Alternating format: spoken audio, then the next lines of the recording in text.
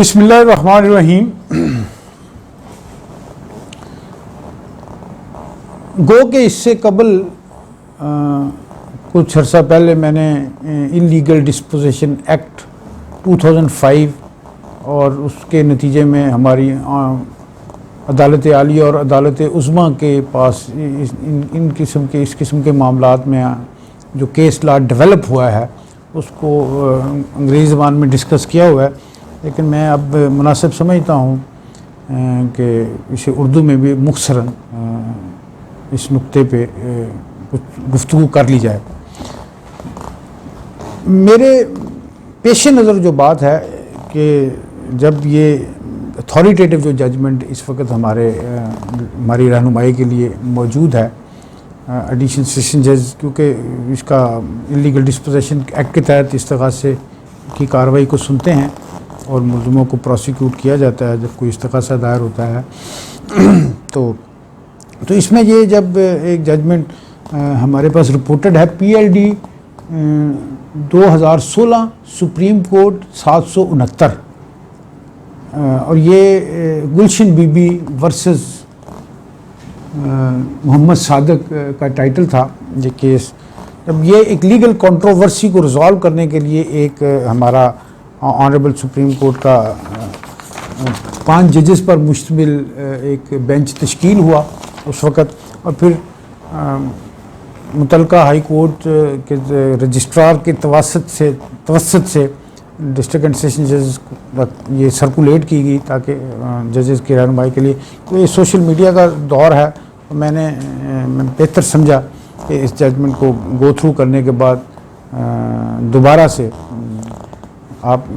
Legal fraternity के दोस्तों के साथ इसे शेयर किया जाए, ख़ास तौर पर जो हमारे नौजवान इसमें आ रहे हैं। तो बैकग्राउंड थोड़ा सा पहले हमें समझने की ज़रूरत है कि ये इलीगल डिस्पोजेशन एक्ट जिसे हम 2005 जिसे हम उर्दू में कहते हैं कि गैर कानूनी कब्ज़ा के हवाले से अगर कोई बंदा, कोई मुल्ज़म या कोई क्रिमिनल अगर किसी गैर मनकूला जायदाद को, वो खाली प्लॉट भी हो सकता है, ज़राई ज़मीन भी हो सकती है, वो घर भी हो सकता है, वो शॉप भी हो सकती है, वो कोई गोदाम हो सकता है, ये डिफरेंट जो इसकी मैनिफेस्टेशंस हैं गैर मनकूला जायदाद, यानी कि जैसे कुछ सकनी है, ज़रई है, गवर्नमेंट की भी प्रॉपर्टी कोई पड़ी हो सकती है किसी प्लाट की शक्ल में, पुरानी बिल्डिंग हो सकती है, जैसे ट्रस्ट प्रॉपर्टी है, वक्फ प्रॉपर्टी है। तो उस पर कोई अगर अपनी कोई मुल्ज़मान जो अपने मुफाद के लिए, लालच के लिए, हिर्स के लिए उसे ये मतलब गैर जैसे आबाद एक जगह पड़ी है तो उसे महसूस करें कि जिस पे कब्ज़ा कर लिया जाए। सो जो छोटा सा गो एक्ट है तो इसमें मुख्तसरन सी जो इसमें बात बताई गई है कि कोई, जैसे मैंने बताया कि ऐसी जायदाद जिससे कोई, अब देखना यह है कि इलीगल डिस्पोजेशन एक्ट की प्रोविजंस किस वजह, अच्छा बात ज़रूरी नहीं है कि कोई मालिक भी अगर है लेकिन उसका कोई किराएदार है तो एक एग्रीमेंट हुआ है ना, तो लेकिन वो ऑक्यूपायर है, तो ऑक्यूपायर तो है ना, लेकिन उसे इस तरह जाके गैर कानूनी तौर पर बेदखल नहीं किया जा सकता। अगर वो मालिक होते हुए भी उसे गैर कानूनी तौर पर बेदखल करने की कोशिश करेगा या करेगा तो फिर इलीगल डिस्पोजेशन की दफ़ा 3 और 4 के तहत जो अग्रीव्ड बंदा है, जो मुस्तगीस है, वो फिर वो CRPC का प्रोसीजर तो वो किस हद तक अडॉप्ट होगा, लेकिन वो सेक्शन 200 के तहत वाला इस्तग़ासा प्राइवेट नहीं है ये, क्योंकि स्पेशल इनेक्टमेंट है तो ये प्रिवेल करेगा। तो इसके तहत अगर वो मुस्तगीस समझता है तो गो इसमें एक प्रोसीजर दिया गया कि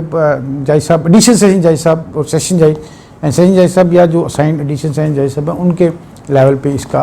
इस्तेमाल, और 10 साल तक सज़ा अगर केस साबित हो सकता, कुछ इसमें इन्वेस्टिगेशन भी करवा सकते हैं जब इस्तग़ासा दायर को, ताकि वेरीफाई करवा सकें मुतलका SHO से कि जिसके इलाका में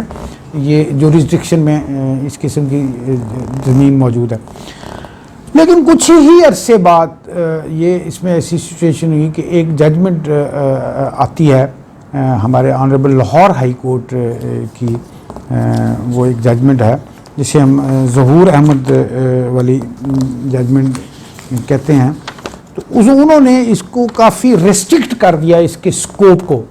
और वो उस वक़्त जो एक बेंच था, मैं अर्ज़ कर दूँ कि ये जजमेंट ज़हूर अहमद वाली है, ये रिपोर्ट हुई थी 2007 में, ये बाद में मुझे मैं से रिकॉल, लेकिन नुक्ता जो आया उस वक़्त की लाहौर हाई कोर्ट के पास, उन्होंने कहा कि जी ये क्या जो लोग इन इस्तग़ासा करके किसी को प्रोसिक्यूट करना चाह रहे हैं, तो उन्होंने खैर वो पार्लियामेंट की मंशा को भी ज़ेरे गौर लाए, जो वर्किंग पेपर तैयार हुआ है, जो प्रियम्बल बना है कि किस मकसद के लिए इसके, आपको पता है कि जैसे हमारे ज़ाब्ता फौजदारी के मुताबिक 145 की कार्रवाई जैसे dispute relating to immoral property है, तो हमने आमा का भी खर्चा होता है, तो उसमें भी एक उनकी तरीक़ाकार हो, प्रिवेंटिव मेजर्स के तौर पे तो पार्टीज़ को पाबंद किया जा सकता है, प्रॉपर्टी सील भी की जा सकती है। एक सिविल साइड पे हमारे स्पेसिफिक रिलीफ एक्ट के सेक्शन 8 और 9 के तहत सूट फॉर पोजेशन भी हो सकता है वगैरह वगैरह। इसी तरह हमारा एक ट्रेस पास का है, criminal procedure Pakistan penal code में भी है। तो ये, लेकिन ये महसूस किया जा गया इस कानून को मुतारफ़ कराने की और नाफिजुल अमल करने की ज़रूरत इस 2005 में इस वजह से भी ज़्यादा महसूस की गई कि बड़े लोग, बड़े माफियाज और लैंड ग्रैबर और जो यानी कि जो मुजरमाना जहनीत के मालिक लोग होते हैं, बड़े मुनज़्ज़म तरीके से, ऑर्गेनाइज तरीके से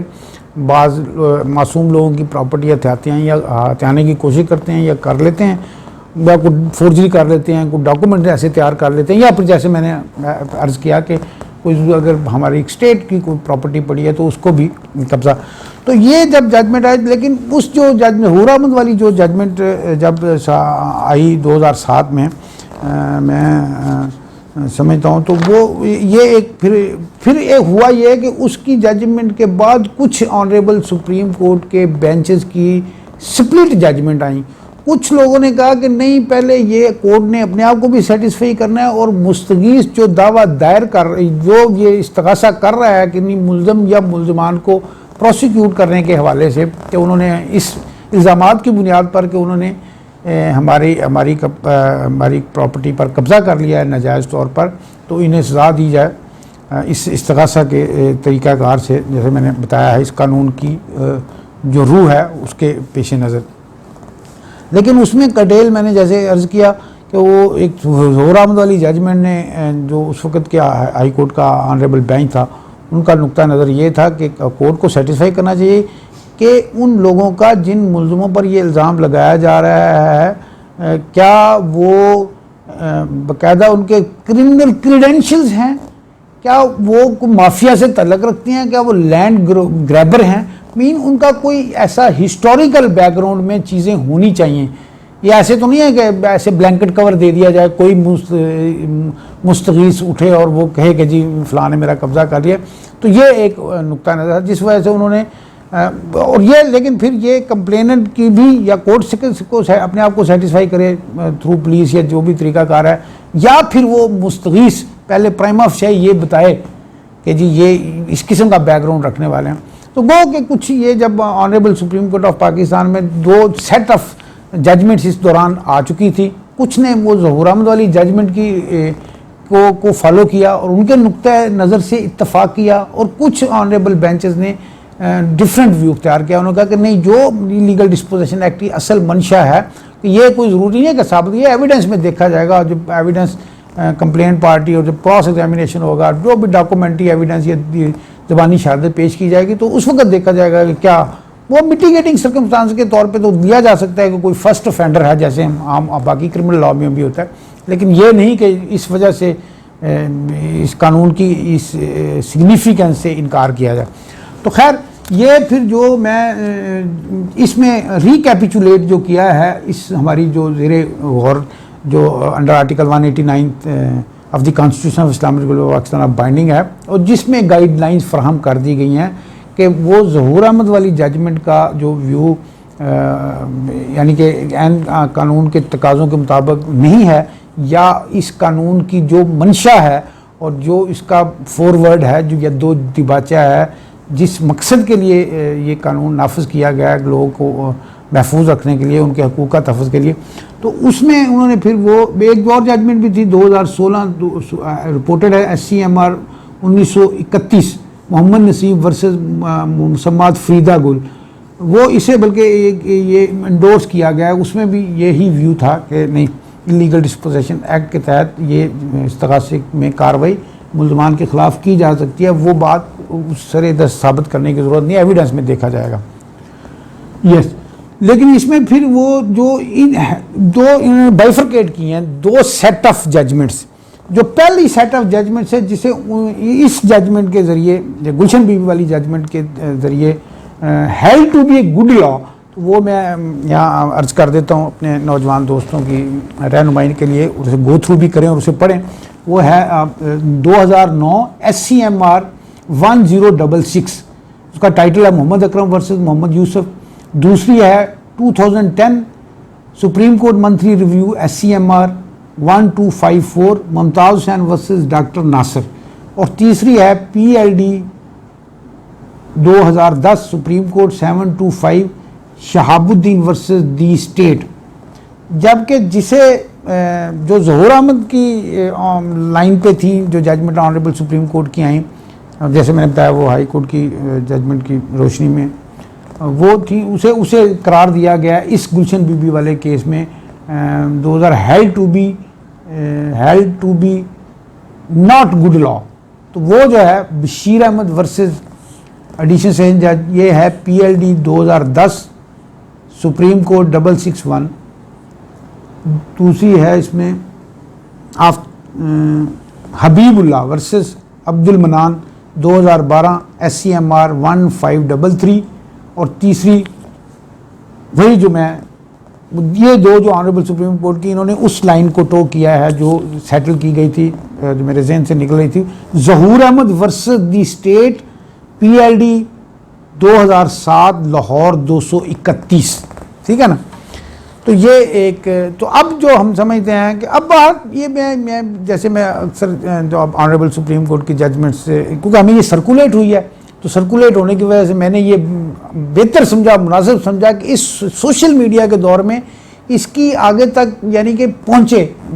हमें सर्कुलेट हुई है डिस्ट्रिक्ट एंड सेशन जजेस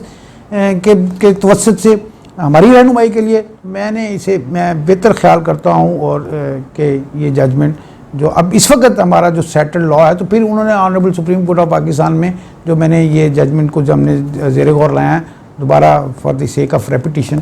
PLD 2016 सुप्रीम कोर्ट 769 जो गुलशन बीबी वाली है, तो उसमें अब सेटल ये हुआ कि नहीं, क्रेडेंशियल वाली बात तो ज़रूरी नहीं है। अगर किसी ने ये ऑफेंस कमिट किया है और प्राइम ऑफ शायर उनको इन्वेस्टिगेशन रिपोर्ट वगैरह ऑब्टेन कर लिया है तो कोर्ट प्रोसीड कर सकती है, और जो भी उसको अगर केस साबित होता है इस्तगासा में तो मुलज़म को सज़ा दी जा सकती है, 10 साल तक सज़ा हो सकती है। इंटरम के तौर पे बीच में, यानी कि जैसे हम कहते हैं इंटरम पोजेशन भी रेस्टोर हो सकता है जो सब्जेक्ट टू फाइनल डिसीजन होगा। तो ये आज मेरा इलीगल डिस्पोजेशन एक्ट 2005 के हवाले से, और जो इस पर अब तक लेटेस्ट केस ला डेवलप हो चुका है और जो प्रिवेल कर रहा है, ये मैंने बेहतर ख्याल किया कि अपने लीगल फ्रेटर्निटी के दोस्तों के साथ शेयर किया जाए। Thank you very much.